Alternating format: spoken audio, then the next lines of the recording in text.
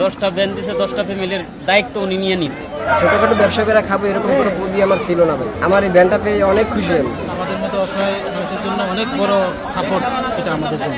গাড়ি দিছে, সাথে আরো কিছু অর্থ দিছে যাতে আমরা ব্যবসা করে খেতে পারি ইনশাআল্লাহ।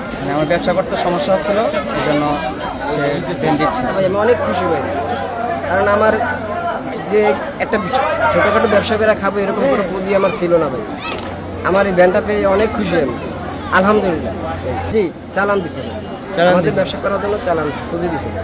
আমরা চাচ্ছি যে এই দেশে জামাত সরকার ক্ষমতা আসুক, আমাদের এরকম অনেক ভাই আছে বেকার ঘুরতে আছে, তারাও যেন এরকম সহযোগিতা পায় এবং আমরাও যেন তাদেরকে সহযোগিতা করতে পারি এই ব্যবসা করে।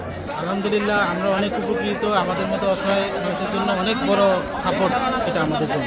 সবাই যেন স্বাবলম্বী হতে পারে ইনশাল্লাহ, আগামীতে যেন দাঁড়িপাল্লা ক্ষমতায় আসতে পারে ইনশাল্লাহ, আমরা চাই, দোয়া করি ইনশাল্লাহ যেন এটা হয়।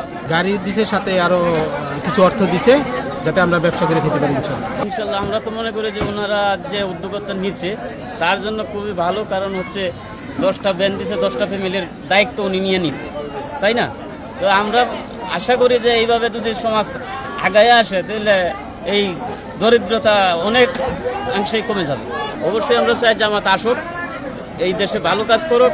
জামাতে ইসলামে এইভাবে ডেভেলপমেন্ট দেশটাকে করতে চায়, আমরাও ইনশাল্লাহ আছি জামাতের সাথে। জামাত জানি আসে, আমরা এটাই প্রত্যাশা করি।